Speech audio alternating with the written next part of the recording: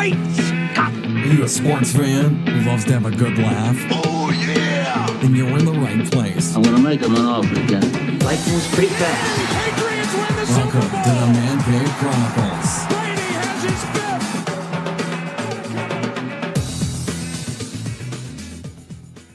Hey everybody, welcome to this week's podcast. This week I have stand-up comedian Laz Rivero on. Laz, how you doing? I'm doing great. Thank you for having me. No problem. What's new with you? Just doing a lot of comedy, dealing with that, doing shows, writing. I think we were talking before the show started. We both have kids. I just had a son. He's 6 months old. So that's a lot of fun. Sleep training. Yeah. So, but he's like my biggest fan. I run all my bits by him. He laughs at everything. Yeah. So I know I'm good. If he's laughing, I know I'm good. So you don't bomb in front of him.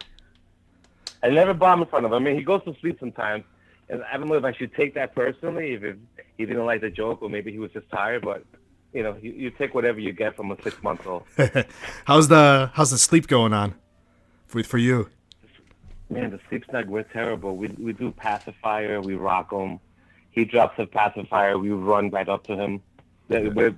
We're typical Brooklyn Park Slope helicopter parents. Yeah, there you Yeah, go. we're very bad. Like today, we had the conversation. Like, should we start today? Should we start the sleep training today?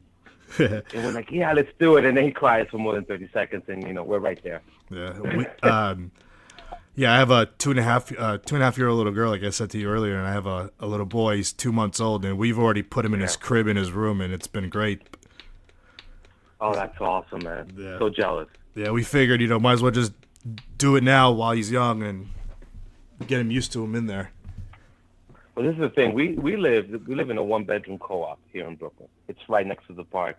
It's beautiful. Right, it's a 1-bedroom co-op. So we're on the same bedroom. And I tell you this, man, I think your audience is gonna love this and relate to this. If you're in a 1-bedroom, I literally fart and I wake him up. He starts crying. It's a ridiculous dynamic. So I think tonight, in order to sleep train, we're gonna have to sleep out here in the living room. Yeah, I'm surprised. Between, Oh, go ahead. As I said, I'm surprised you don't have the crib in the living room. No. This is our area. Yeah. We keep him inside the bedroom. It's a big bedroom. It's your typical, post-war, modern type building elevator. Yeah. But it's a 1-bedroom, so we're in the same bedroom. And between, obviously, she's going to be very pissed off by my fiance snores, and I snore. In between that and the farting, the poor kid is never going to be able to sleep. So I think we're going to sleep out here in the living room and start with that sleep training. Yeah. Hopefully it works out. Well, it's good to throw a lot of noise at him so then he can sleep through the noises. So the noise, he gets enough noise between the sirens from the fire department and the ambulance and the cops and the trucks breaking. I don't know if you know Brooklyn that well, but we're right by Grand Army Plaza, right where Prospect Park starts.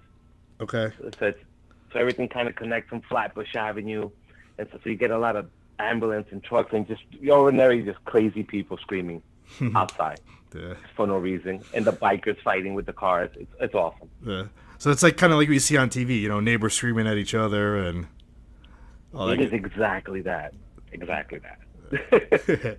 So, where are you originally from? So I'm originally from Cuba, and I opened with this joke. I literally came from Cuba to this country on a boat. That's very old school. Yeah. So I was one of those Mariel boatless babies. During that, everyone's seen Scarface. Yeah. I'm sure you've seen Scarface. So you have that scene in the beginning where everyone's on the boats coming over. I was one of those kids in 1980. Wow. How old were you? I was 7 years old. I literally left Cuba when I was 6 and turned 7. I came here on my birthday. So that overnight trip, I turned 7 years old. Yeah. What was the difference, from doing something like that, like coming to the U.S.? I tell you this, I'll never forget the immediate difference. What I noticed right away, how colorful the U.S. was, and I realized later on, I'm in Cuba, there's a lot of old buildings, a lot of Art Deco stuff. Everything's kind of run down. And then when I was a kid, I came to this country and I realized how colorful everything was. It was just like everything was just freshly painted. Like Cuba, Havana, if you literally put a Home Depot in Havana today, you'd have to restock it tomorrow. Because, every the buildings are kind of run down. Everything's old. It's a paint job, it's restoration. So I kind of noticed that right away when I came. Yeah. And the food, obviously. The food. Have you been back there since? You know, it's sad. I haven't been back. My family always goes back. But I just haven't been back for some reason. Yeah. I love to go back, though. Eventually, I'll get back there. Yeah. You know, but I always tell I always tell Cubans, you know, once you come to this country, this is your country. You know, and Cuba is no longer your country. It's where you were born. It's a beautiful place, and our culture is very much ever present in our everyday life. But you kind of have to just move on sometimes. Yeah. But, you know, still carry it with me. So you came from the boat to Florida, and then from there, did you go to New York, or did you stay in Florida first? I stayed in Florida for about 2 weeks, and then came to New Jersey. Okay. Did you have? And there was this whole thing with me having asthma in Cuba, and then we came to Florida, and I still had asthma. And then once we got to New Jersey, I no longer had asthma. There was this whole climate change thing, and that's the only reason why we're in this country. My dad reminded me every day, we're only in this country because you were sick. If not, we would have been in Cuba. Happy, I would have been happy in Cuba. I was like, okay, thanks, man. So how was it growing up in Brooklyn? Well, I didn't grow up in Brooklyn. I'm one of these like new, older hipster transplants that everyone hates. I grew up in New Jersey. Okay. I grew up in New Jersey. I grew up in a town called West New York, right next to Union City, which had a lot of Cubans. Literally next to Miami, it was like the second most populated city with Cubans, with Union City, New Jersey. You know, Bobby Cannavale is from Union City. You know, Union City has a lot of good people out there, not just, you know, Cuban criminals. But anyway, growing up there was cool because there was a lot of Cubans that were there before me when Castro took over. Anything else that came in 1980. So it was we had a great baseball team. All the kids were Cuban. All the stores were Cuban. Everything was Cuban. It was awesome. Yeah. Kind of like a Little Italy type of thing. Exactly. So you kind of came to this country and you got right back to where you were in Havana. You had your own people. My father had friends that he had in Cuba here. Yeah. And you got to look it up. I mean, Union City, I don't know now, but a lot of Cubans, just like Miami. Yeah. Pretty much. Union City is like the second Miami. Yeah. So how long were you there for?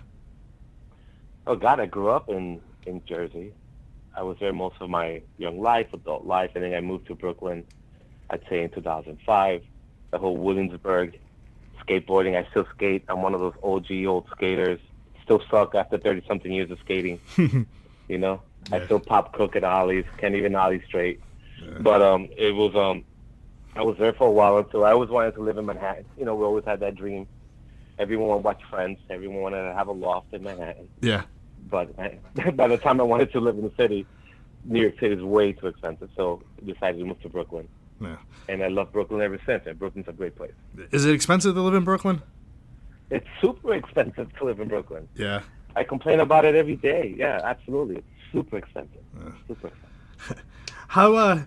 So how did you start up in stand-up comedy? When made you wake up one day and say, you know, this is what I want to do? Well, this is a great story. I've been funny for a very long time.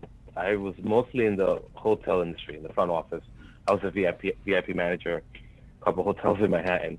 And everyone used to tell me, you're funny, you should do comedy. One of my best friends, we were roommates in Brooklyn. He's actually a drummer. You ever hear the band Cigarettes After Sex? Anyway, he wrote this book about working in hotels, and he mentioned me in the book. And we were always cracking jokes with the guys, and I was always cracking jokes with the guys, and it was just naturally funny. And a lot of people then started saying, yeah, you should do stand-up, you should do stand-up. And I just literally waited a long time. I didn't take it that seriously that I should probably do stand-up. And I have a good friend of mine who's my comedy partner. He does great impressions. He was harassing me for the last couple of years. Laz, you got to do stand-up. I know you can do it. You're the funniest guy I know. So I was like, fuck it, man. Let's do an open mic. I did an open mic about a year ago, and it went great. You know, I wrote down some jokes that I've been kind of messing around with for like the last 10 years, 9 years, whatever. Put some stuff together, put 5 minutes together, did that, did it again, then had the baby, waited, did another open mic. Somebody recommended me to do a show at Broadway Comedy Club, which I love. Sorry if I'm plugging a club here, but Broadway Comedy Club gave me my start. And did a show there. The promoters there were blown away. And ever since then, it's just been a hell of a ride, man. Been doing shows all over the city. getting offers now to do shows, in Texas and Memphis, and a bunch of places, and it's been great. Yeah, Memphis is actually starting to boom with the comedy scene. Yeah, I got an offer to do a show in a military base, and I'm not the biggest gun guy, but I'm still very patriotic, even though I'm on the left. But we can still be patriotic, So I was blown away by that invitation. I'd love to do a show for the military. I have a lot of respect for the military, so that would have been great. That would be awesome. So tell us about the first time you did stand up for the open mic. First time I did stand up, I did some jokes that I was working on for years. I opened with the same joke that I thought of years ago, man, which is, I came from Cuba on the boat. What's the great thing about coming from Cuba on the boat? Absolutely nothing. So it's kind of yeah, exactly. It gets a quick laugh. Yeah. And it felt good. The tough thing though is when you do open mics, you're doing open mics in front of other comedians. So it's comedians don't want to laugh at other comedians. So you really got to be really good at kind of crack them up. So I had a good response with that joke, and then I worked on some things. And my friend, he's a straight shooter. He would tell me he's been doing it for a long time. So you got to come back. You did really well. Worked on some other jokes, came back, and it just started getting the hang of it. But I've been a student of comedy for a very long time. As a kid, I literally came from Cuba. 1980. We had HBO for some reason. I don't know how that happened. That's another show, another conversation. And I was watching, Robin Williams, George Carlin. Eddie Murphy. Those are my top three. Eddie Murphy, George Carlin, Robin Williams. I watched their shows. Because I'm just a little kid, 9, 8, 10 years old, watching stand up. So I really loved it. And then there was a huge 80s boom with comedians. Oh yeah. The Blazers rolled up, Gary Shandling, Bob Saget, all this, Sam Kinison, really killed it. So that was always a fan of comedy. I was watching Saturday Night Live with my little 5-inch television when I was 10, 11 years old in my bedroom. I was a big fan of comedy. I wasn't a stranger to comedy or a stranger to stand up. So once it came time for me to put it down and I was ready, it came kind of natural to me. But it's been a experience. I feel like I bombed once already, which is good. Yeah. You got to bomb. You got to feel like you're bombing. I was trying to do this joke about an all-inclusive strip club for everyone, called Second Chances, have one testicle, have special nights like One Testicle Tuesdays, a C-section Saturdays. Yeah. And I got carried away with this whole amputee Veterans Night thing, and I kind of got booed. I was like, all right, this is a good lesson for me. This is a bad joke. Let me move on from this joke. Yeah. I think it's good to bomb once in a while too, because it just puts you a little back into reality too. Oh yeah, I get nervous before every show. I literally get the sweats, but once I get up there, I have a great time. I have a lot of energy. I'm all over the place, So when I'm recorded, it's tough to get me because I don't know if you've seen some of my stuff probably, but I'm all over the stage. I'm very energetic. I'm just there to make you laugh, My stuff is there to make you laugh. I'm not there to insult you or enlighten you or teach you anything. I'm just there to make you crack up. Yeah. That's my goal. I love how you mentioned Eddie Murphy and Robin Williams, because I remember when I was younger, I'm 40 years old. So when I was younger, I used to hunt just to get the Eddie Murphy Raw VHS tape, Oh, I still know it word for word. My fiance, she freaks out. I know Delirious and Raw word for word. The dude put out 2 shows. The greatest for me. It's definitely number 1 for me. And George Carlin, I had the chance. I was a VIP manager in a hotel in Manhattan for a long time, and I got the chance to meet him and talk to him. He's the greatest. Number 2 for me. And Robin Williams is amazing. Yeah. His energy. And there are guys now, comedians, now, that I love, like Ali Wong. She's hilarious. Brian Regan, Sebastian Maniscalco. Those are the contemporaries that I really look up to now. Yeah. So so you've been doing this for what, almost a year now, you said? Well, a year ago, I did my first open mic, 1 or 2 or 3 open mics. Yeah. And then obviously the baby came into the picture, then the baby was born, and then I did an open mic after that, and then I did a show, which is in November. The first week of November was my first show, and it killed, and I've done my God, I've been booked like 20 shows ever since then. I'm booked now. So do you And it's perform been like great. do you perform like every night or mostly on the weekends? Mostly during the week and the weekend. So I'm either at practicing my stuff during the week, have shows during the week and the weekend, like whenever there's a show available. I'm booked now. I'm doing a series on Wednesdays at Broadway Comedy Club, which is produced by Executive Lounge Productions, and we're doing shows every Wednesday night with a bunch of comics, a headliner, and that's been great. Yeah. It's been a really hell of a tremendous ride, man. It's so busy. Yeah. Did you ever watch the Jim Gaffigan show? It was on. I didn't watch the show, but I like Jim Gaffigan. Yeah, there was so he would go and well, actually, you know what? We could even talk about like did you ever watch Louis C.K.? I did watch Louis C.K., but you can't talk about Louis C.K. now. But I did watch all the seasons. I thought the show was great. Yeah. Well, we're not gonna talk about him, but I wanted to see like, is it like the whole like stand-up thing in New York? Is it like just like how you see in those shows where like, Friday night rolls around or Thursday night, and if you're a comic, you go to one club, and then you leave that club, you go to the other club to perform, and so on.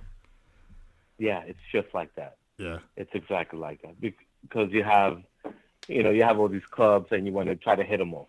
Yeah. Yeah, especially when you're practicing your new material, you definitely want to hit different clubs when you're practicing your material to get different reaction, and you want to have different feels for different stages, which always helps. Yeah. But like Broadway Comedy Club, that's like my home away from home. I've done shows at the Stand. I've done shows at other places. Eastfield Comedy Club. I can't really think of other places now, but the Broadway Comedy Club it just feels like old school, kind of gritty and funny, and it's a fun show. It doesn't feel poshy or strict, which a lot of clubs kind of feel that way. Do you have famous comedians that just pop up just to go on stage for a few minutes? Yeah, I did a show. I did a show with this cat, Brett Seidel, and then all of a sudden Top Barry came up, and he did like 7 minutes. Wow, pretty cool. Yeah, I used to read his books when I was younger. Remember those? Yeah, he used to write those books.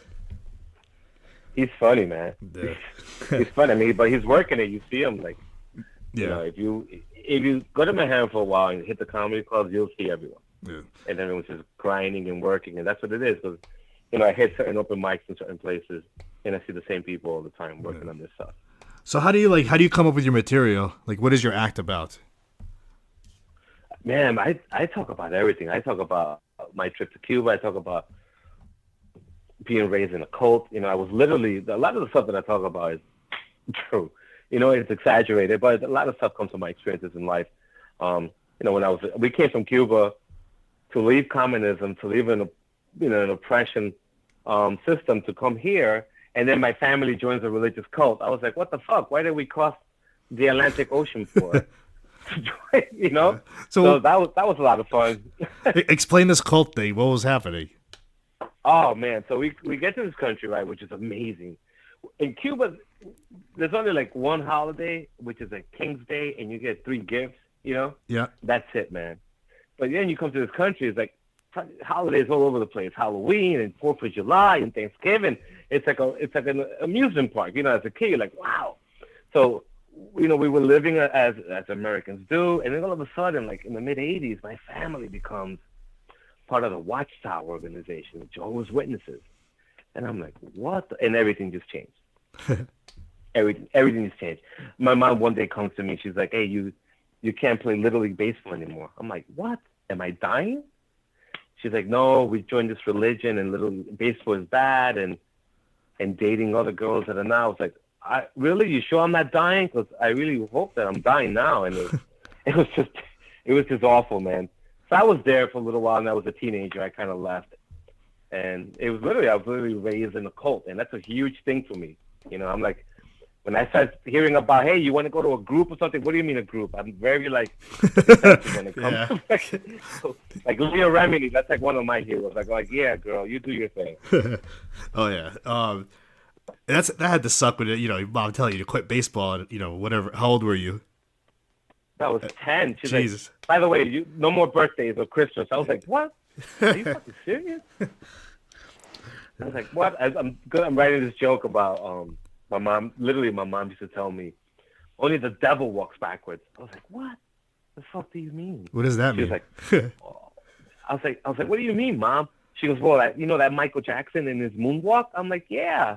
Well, he used to be a Jehovah's Witness, and now he's not. He's with the devil. Only the devil walks backwards. I was like, oh, damn. This is crazy. You know, when you have people like me, right, that are raised in the cult and raised in this ridiculous lifestyle, there's like two ways I can go, you know? And I chose comedy. Yeah. I was like, let me do comedy, or I can be like a psychotic killer. Right, let me just do comedy, you know? That was like my growing up was crazy. What do your parents think now that you're doing comedy? My parents are literally still waiting for Armageddon. They're like, it's coming tomorrow. It's coming tomorrow. That's like they're in a doomsday cult, so they're waiting for doomsday. That's all that matters to them. So it's a good topic that you actually brought this up, because after you finish the show, you'll look up some stuff about cults. You're like, damn, Laz is really saying some things here. How does your wife feel about you doing stand-up? She is a psychiatrist. She's Okay. a doctor, and she's very supportive. She is an amazing human being, and that's one of the reasons why I started doing stand-up. I felt like I was ready for it. She kind of made me. No one can make you feel anything, but I kind of felt like I was ready to do it, and it was time to do it. And she made me feel like I was ready to do it. So she's great. She's an amazing doctor. Does she give you any good material to work with? I talk about it all the time. Yeah. I remember when I was first doing open mics and we started going out, there was a time that I couldn't get in touch with her, and I just got on stage. I was like, I'm having a rough day. You know, my girlfriend has to text me in 4 hours. And so I kind of used her in some of the materials. Why I Live by the Park. It wasn't my doing. I married a doctor. You know, so I do little bits like that. Yeah. Yeah, that's actually makes sense now. You know, doctors live near parks for some reason. She's great. She's of Colombian descent. You know, she was born here. Yeah. But she's a Wesleyan girl. So she's more white than she is anything Latina. Yeah. You know, you gotta look up these Wesleyan people. They're interesting people. So, well, what you said Wesleyan, that's where it's the university. Yeah, is that Connecticut? No. Yep, Connecticut. Yeah, Connecticut. Yep. Yeah. I think so. Yeah. Yeah.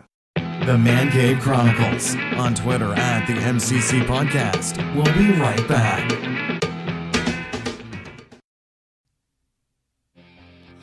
Hey, this is Adam Nutter.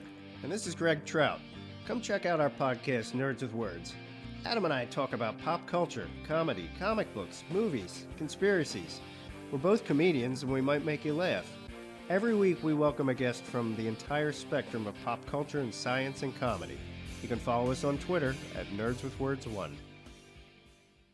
Yo, monkeys, it's me, DDP, Diamond Dallas Page, the king of bada bing, the master of the diamond cutter, the three-time world champion, WWE Hall of Famer, and CEO and founder of DDP Yoga. And you, monkey, well, you're listening to my main man, the man with a plan, Elias, on Man Cave Chronicles. And that's not a bad thing. That's a good thing. Bang! So, do you remember the worst place you ever performed at? That you're like, I'm not coming back here. Yes, I won't say the name of the place because it's tacky. Okay. But I just let me make a revelation. I just had a drinking beer like 2 years ago. So my friend Tim introduced me to IPAs. You know, I was never a big beer drinker. I was always, why you drink beer? It's gross. And then in Brooklyn, you just can't avoid the craft beer. Okay. So I had my first beer like 2 years ago. Anyway, I was doing a show the other day, and this comedian went on, younger guy. He was, you know, trying his best to be funny. So this other comedian goes on after him, and the young guy did a bit about how he quit college to do comedy, and his mother was upset. And this guy came on. He was like, "Oh, you should have stayed in college," which I think was very rude. Yeah. You know, to go on stage and criticize another comedian. So then I went on stage after I'm not a big drinker, so I had 2 beers, so I was already going crazy.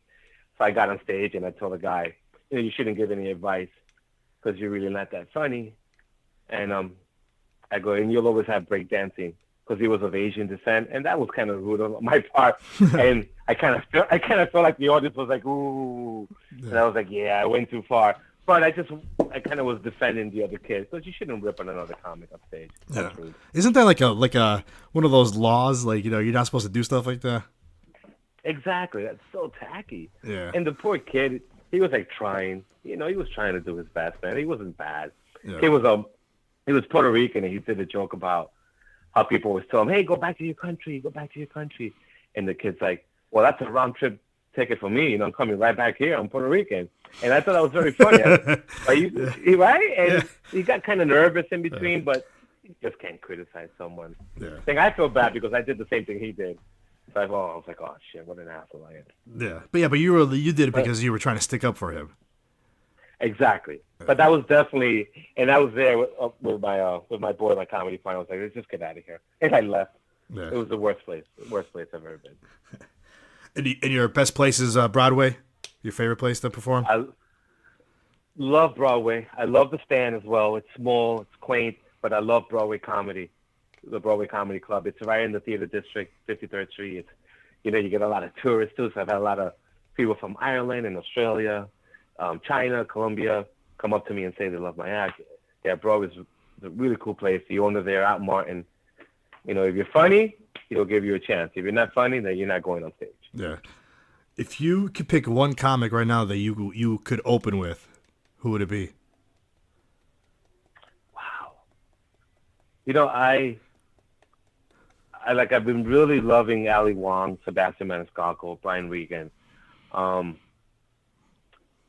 Just because I have so many friends that like him, I love to open for Sebastian Maniscalco. Yeah. Yeah, that would be a pretty cool show. But me, I'd love to open for anyone, man. You just pay me whatever, give me some groceries, I'm there, dude. Yeah. Give me a Target gift card. I'll perform for a Target gift card. There you go. Nothing wrong with that. Well, nothing wrong with that. If you could pick one comedian from the '80s, who would it be? Wow, I just can't pick one. There's so many. Yeah, I mean, I quickly say Eddie Murphy, Robin Williams, George Carlin. Yeah. Doesn't have to be in that order, but those are the three for me. I love to say Richard Pryor, but I kind of came after Richard Pryor. Yeah. And the man's amazing. I just don't want to be a poser and say, "Oh yeah, Richard Pryor inspired me to do comedy." Yeah. Although he's a legend. And I also love Sam Kinison. That's the guy that I used to watch too when I was younger. He was amazing. What who was like your favorite cast for, like, because you mentioned we talked earlier about SNL. Oh, right now it's definitely Kate McKinnon. She's amazing. Yeah. It was Kristen Wiig before McKinnon. That's SNL is all about girl power, man. Women are running that show. The last few years, yeah. No, I mean they've always been great. Yeah. They just now it's obviously in the open, but they've always been great. And Kristen Wiig before that was amazing. Yeah. I remember when the reruns used to come on when I was younger with, like, remember the old ones with, like, Bill Murray and, like, Dan Aykroyd and Eddie Murphy. It went through, like, a phase where, it was great then, and then it kind of slowed down a little bit. Then when you had, like, the Chris Farley, Adam Sandler, and those guys, it was great again. And then it, like, cooled off, and then you had Will Ferrell and them. It's like, seems like it takes a few years, then it gets going again. I told you at the beginning, I've huge SNL fan ever since I was a kid. I haven't missed a show. Yeah. Since I was like 12, 13 years old. I would record it, and I worked in the nightclubs in the late 80s and 90s. So I was working at Limelight and the Building and all these hot clubs in the city, and I would record it, get home at whatever time that was, 7, 8 in the morning, and watch the shows. And it's always been great, and there's always been like people that's always carry the show. Like Kenan Thompson's been there. Kenan Thompson, the second I see him, I just... Oh, yeah, he's funny. Yeah. He's so funny. Yeah, I'm one of those big SNL guys. We're old, you're 40. Yeah. I won't say how old I am, 44. Damn, I said it. So, we're kind of almost the same age. So we've seen the same people, leave SNL. I was sad to see Jay Farrell leave. Yeah, well, didn't he leave because he got an offer for a show, I think? Yeah, that show was great, by the way. I haven't watched it. White Famous. Oh, you have to watch it. It's really good. Yeah, what channel is that on? Can I say it's on Showtime? Oh, okay. It's on Showtime. Yeah. I Yeah. don't know what I can say. People will be like, "Damn, you have Showtime. You're living well." Yeah. Yeah. So, yeah, I mean, yeah, there's a lot of people, like I said, like when you mentioned like George Carlin, remember he hosted it so many times too. See, George Carlin. I think I sound like an idiot when I say this, but I just think George Carlin was like the last great American philosopher. He was amazing, man. No. Do you remember his he did sitcom on Fox? He had a sitcom for a little while. I did. I was young. I don't remember it very well, but I heard something like that. He also did a show in my hometown in the Park Theater in Union City, New Jersey, which is one of the first stand-ups that I got to watch when I came from this country, which is the George Carlin. I forgot the name. What was it? Jamming was still jamming, something like that. Yeah. And it was on Union City, Yeah. the Park Theater in Union City. So that was great. So, with the comedians that come on the podcast, we do this little thing called What's Trending. I only wrote down one thing today, so you can, if there's other things that you saw that was trending today, we could talk about. But the funniest one that I saw was Kanye West named his baby Chicago West. That's funny, man. Chicago West. You figure with everything that's happening today, literally the government's going to shut down. Yeah. And we're talking about Kanye West. Well, are you a big Kanye West fan? Not really. I mean, I love when they Me do but they do the funny skits on SNL. Remember that? Yeah. The videos. There's a guy that just did Kanye West. There's a new dude on SNL who's like a very good actor, very funny. I saw him on the show Disjointed. He was in a movie with Adam Sandberg. He's now part of the cast. Did you see him impersonating Kanye West the other day? No. It was fucking hilarious.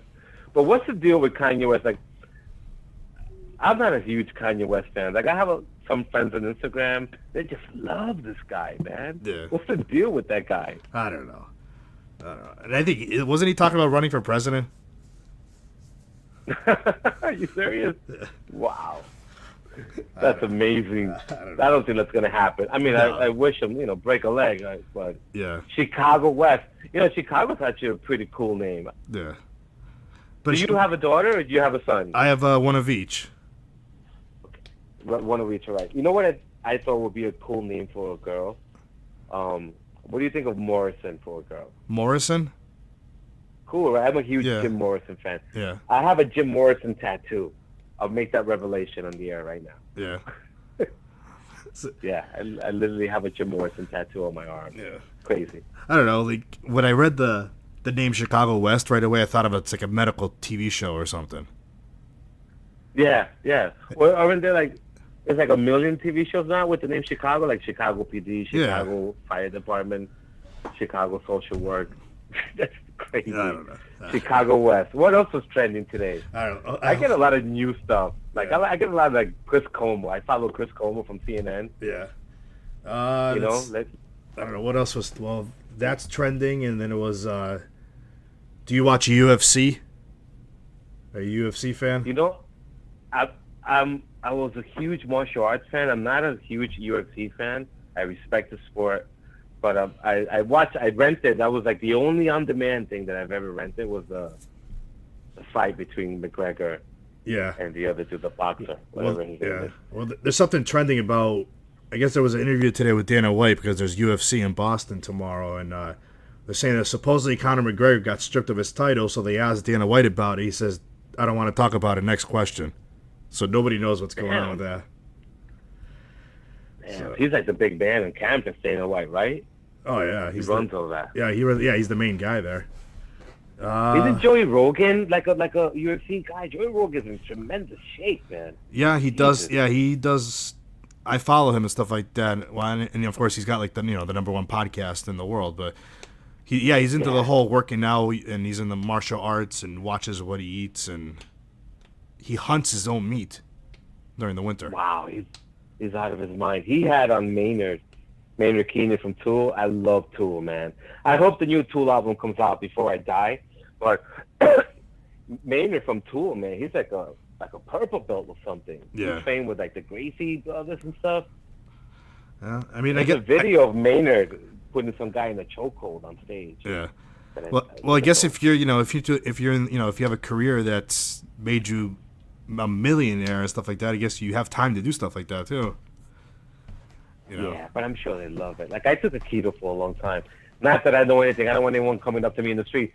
So you took a keto, brother, and then whipped my ass and stuff. Yeah. But while I was taking a keto, I really enjoyed it. I thought, because I was a huge Steven Seagal fan. I had the ponytail and everything. Yeah. It was great. Steven And Seagal, man, he was great. I remember renting those movies when I was younger with my brother. Him being Come on, man. He was the man. Anyone seen Richie? Oh, yeah. Steven Seagal was the man. Oh, yeah. I remember the one line he said, that gun was going to save you a lot of pain. I was like, oh, man, you better get that gun back. Yeah. Well, what's that movie where he's hunting down those Jamaican, were they twins? Was that Hard to Kill? Is that the one where he pokes, could have been hard. he squeezes his fingers right through their sockets? Yeah, the Jamaican gangster. Yeah. There were a couple of good ones there. I Man, they don't make Buffalo, movies like that anymore. Jesus. He's kind of a dick now, but Yeah. I like his. I love his movies, man. Yeah. That's what got me into Aikido. Yeah. I wish. The other day you had someone on, a comedian, and you guys were talking about Seinfeld. And I heard that podcast, Yeah. and you guys didn't know it was Judge Reinhold, and I was like, it's Judge Reinhold. Yeah, I was yeah. like, come on. I had a brain you guys gotta fart. look it up. I had to look it up. Yeah, I had a brain fart. I know. But you know the best Seinfeld episode was the bet, right? That was like the best episode. That one? You like that one? They played that one a lot on TV. Yeah, they'd probably say that's the best. I love Seinfeld. Yeah. Seinfeld is one of those shows that I've seen every episode like 3 or 4 times. Oh, yeah. Yeah, there's times where I'll have it on TV and my wife's like, come on, can you put something else on? I'm like, there's nothing else on. It's like, Do you know who was a hero of mine that I literally, I have to say this, man, because I'm here. John Ritter. oh, From yeah. Good Company. Oh, my God, yeah. That dude was amazing, man. That was one of my favorite shows growing up, Three's Company. Yeah, me too. Yep. Yeah. No, that's a show, right? You've probably seen every episode like 4 or 5 times Oh, yeah. over, right? Oh, yeah. That was the best. And John Ritter was the man. R.I.P. for John Ritter, man. That was really sad. He was, and I was actually watching the other day, did you ever watch Scrubs? Yeah. Yeah, he had a cameo on there. He was playing Zach Braff's father. And I was like, oh, my God, look at that. It's John Ritter. And it's like, yeah. He was I'm going to have to see that. He was great. He was, man. He was amazing. He was like the next Lucille Ball, right? Like I think Lucille Ball came on during the 100th episode because he was so physical. He was hilarious, man. Yeah. And now I'm glad that I got to say that on the air. His son looks exactly like him. The one that does he's got a show now on TV too. It's freaky. Jason Ritter. Yeah. Yep. Exactly. Like, it's so funny when I see him on TV. I look at my wife. I'm like, oh, look at that's John's boy. He looks just like him. Like I knew John Ritter personally, right? And he looks just like him. Yeah. I remember. What an awesome man. Usually, I don't get sad when like celebrities die because I don't really know them. But like when he actually passed away, I was actually sad. I was like, this is horrible. So I was very sad. I probably cried. I'll tell you this about me. I actually sang more or less scream for 2 metal bands growing up, right? So I kind of fronted these 2 hardcore bands. But I've always been a huge George Michael fan, and I always make that very clear, like right up front. You meet me, I'm like, by the way, I'm a huge George Michael fan, best voice in music. And dude, when he died, I think it was 2016 actually. On Christmas it was a couple Day, of years ago, yeah. Man, that was just awful. My friend texted like, George Michael died. I'm like, no. And that was like Lemmy died from Motorhead, David Bowie died, Prince died. Prince, I'll tell you this, Prince was kind of a dick during the end because he was a Jehovah's Witness during the end of his life. So, Yeah. But anyway, the day that George Michael died, man, that was so sad, though. Yeah. Like, to me, like Janis Joplin and George Michael, best voices in music, man. Yeah. A lot of people were upset that when George Michael's passed away, and it was like one of those. He seemed like he was one of those quiet guys too. What a good dude, man. What a great voice. Wrote his music, produced his music, played a bunch of instruments. Yeah. He was like the British Michael Jackson, man. Oh yeah. Oh yeah. So and finally, we spoke, a few weeks ago, and you were telling me, I'm from Massachusetts and everything, stuff like that, like a huge Celtics fan. Dude, I bleed green. I bleed Celtic green. We lost yesterday. It doesn't matter. I hate the Sixers. Growing up in New Jersey, I played grammar school basketball, and our coach, he was our 5th grade teacher, Mr. Ray Picone. he was a huge Celtics fan, right? So he would take the team in a school bus to watch them against the Nets. And if you remember the Nets in Jersey, no one gave a shit about the Nets. No one in Brooklyn gives a shit about the Nets. In Jersey either, man. The Nets are like a curse. So everyone at the Brandon Byrne Arena back in those days, the Meadowlands, everyone was a Celtic fan. So he would take us and the whole team in the bus, man, and we would root for the Celtics. And then this guy in my 8th grade yearbook, we literally had a yearbook in 8th grade, he wrote, "Keep Celtic pride alive." So I was like, oh, man. It's in my blood now. Yeah. You know, so that was it. You know, so we've, through good and bad, man. Reggie Lewis, Benny Bias, Dino Raja smoking cigarettes in practice. I mean, and then finally, Paul Pierce, Rajon Rondo. Now we have like this whole. What do you think about this whole Isaiah Thomas thing, man? I don't know. That's just let it go, man. Can you just not tweet or talk about the Celtics anymore? Yeah. That's it. It's over, bro. It's like, first of all, it's a business. Danny did the right move. Yeah, you'd be stupid not trading for Kyrie Irving. So we got Kyrie Irving on my birthday, by the way, August 30th. I know. And the beginning of the season, they're still playing good now, but it's like the beginning of the season, they were so hot. But I remember watching the first game of the season, and when Hayward went down, I'm like, is this what's going to happen?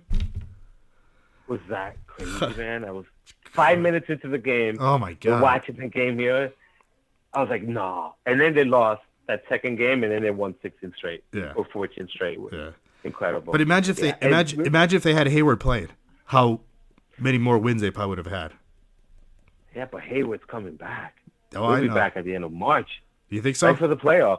Oh, yeah. They were saying that he's coming back at the end of March, early April. Yeah. I hope so. Right in time for the playoffs. I mean, we're killing it now without him. Can you imagine when he comes back? Wow. You know what I love? I love our second team, Terry Rozier. Oh, yeah. Even those guys are great. Marcus Smart. Oh, man. That kid from Germany, Daniel Tice, he's killing it. It looks like he's got a 20-foot wingspan, kick and block shots. Yeah. I love our team, man. Kyrie Irving's amazing. Yeah. And like, I read stuff about, the Celtics and everything and what other teams think. And I think LeBron is going to leave Cleveland because he knows eventually he's not going to beat the Celtics team. No. He's going to go to the Lakers. They're going to have to start loading up the East because the Celtics they're going to dominate. Yeah. Like the Cavaliers will dominate. I mean, we have Jaylen Brown, Jason Tatum. I mean, Jaylen Brown is killing it this year. Yep.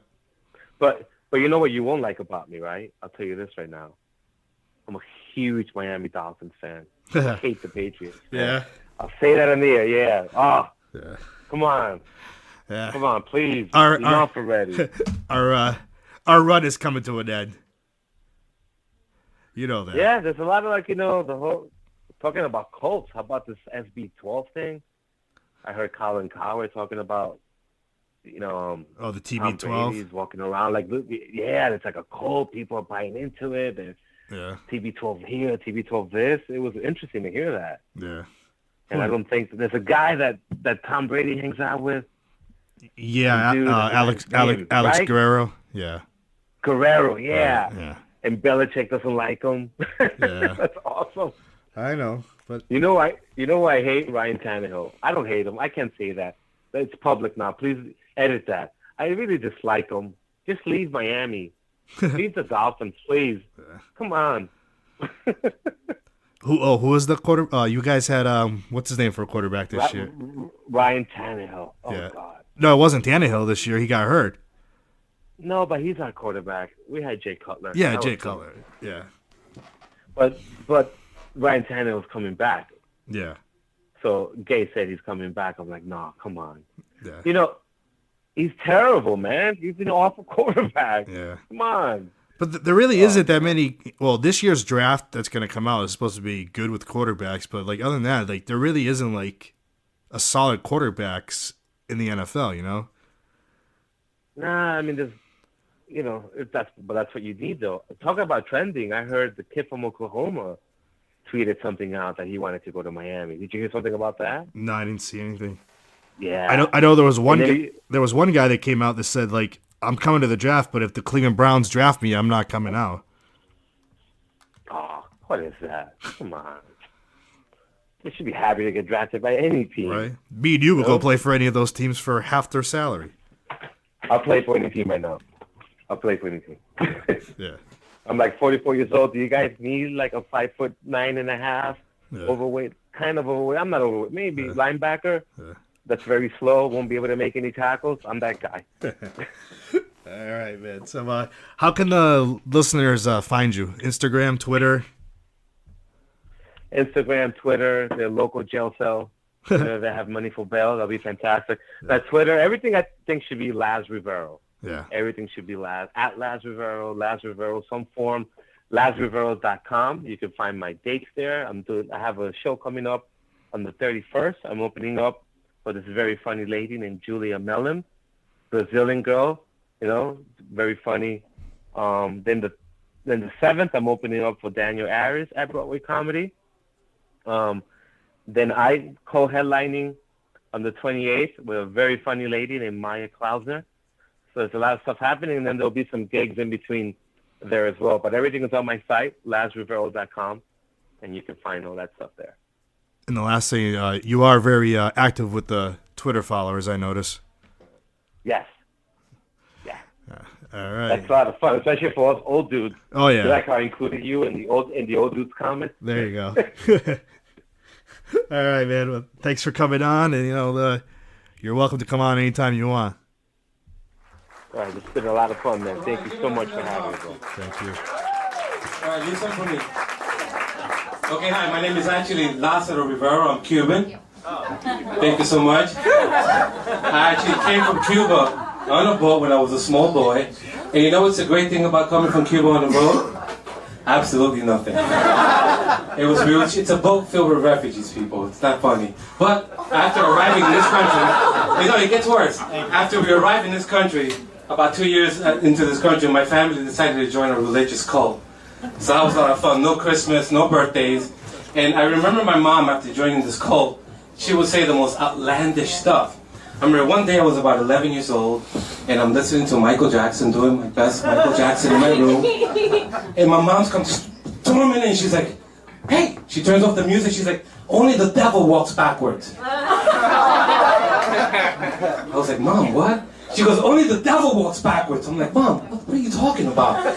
She's like, well, Michael Jackson and his moonwalk? He used to be a Jehovah's Witness. Now he's not anymore. He's with the devil now. Only the devil walks backwards. I was like, wow, shit, Mom. That dangerous trip across the Atlantic was really worth it now, huh? I just should have stayed in Cuba. I could have become a doctor or something. This is a big crowd, right? Is anyone here from Brooklyn?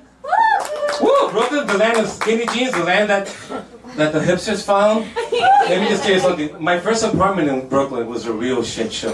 I had a huge rap problem. But I think I was their problem because they were there first. Because the first day I walked into my apartment, they were like, who the fuck are you? I'm like, okay, I see where this is going. So I went down to the hardware store and I bought a bunch of traps, a bunch of snapping traps, a bunch of glue traps, and I laid them all over the floor. Because I don't want to kill them, I want to get rid of them, right? But these Brooklyn rats, they were superior rats. They were like flapping the traps around. They were like licking the glue traps. I was like, holy shit, what am I going to do? So I went to the pet shop.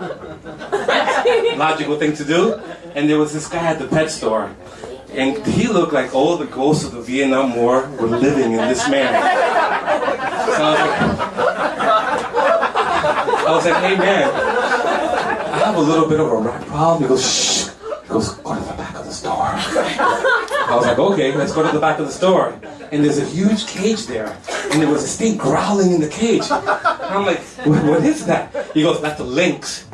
I'm like, what am I going to do with that? He goes, take it home, problem solved. I was like, give me the lynx. So I take the lynx home. He goes right to work. He goes in the corner, starts killing all the rats. But these are Brooklyn rats, people. These are superior rats.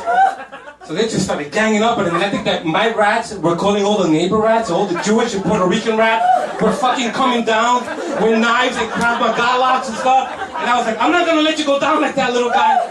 So I went right back to the pet shop, and I see the guy. I said, hey man, the lynx you gave me not really working out right now. He goes, shh, go to the back of the store. I was like, fuck it, I've been here before. Let's go to the back of the store. So we went to the back of the store in this huge cage, like those bird cages in the zoo. I was like, dude, what is that? He goes, whoo, it's an owl. I'm like, what am I gonna do with an owl? He goes, listen, Chief, now you got troops in the ground, you got troops in the air. Problem solved. I was like, all right. Two things, man. You're fucking crazy. Give me the owl. So I take the owl home, and it was beautiful. The owl was doing flybys. He's looking for anything. And if he finds something, he'll signal to the lynx. Cuckoo, cuckoo. He's like, yo, you ever smoked pot in high school? Cuckoo! Right? And the lynx is like, what? The lynx is fucking what? He goes, oh, kills everything. This lynx and owl killed everything in my apartment. I couldn't even live there. So I had to move out. But don't notice because I'm Latino. Get the fuck right out of there. We rent everything. I did call Aaron's though. Rental? Who knows Aaron's here? Who's really poor? Aaron's, they rent stuff. I was like, come get your stuff. Lynx and the owl. But don't feel bad for me. I live by the park now. By Prospect Park. Give it up, Prospect Park. It's not my doing. My wife is a doctor. It's not my doing. But now I have a little Yorkie. That I walk all over Park Slope. But I do it in traditional Spik style, which is no leash. It's around my neck. You've seen that guy before. With black chancletas, white socks. You're not gonna gentrify this, man. And I let my dog do whatever the fuck it wants in Park Slope, right? So he's barking at everyone. He's so cute. And my Park Slope neighbors, right? They're like, oh, Laz, he's such a cute dog. Is that a Sean Casey dog? Right? I'm like, no, his name is Stax.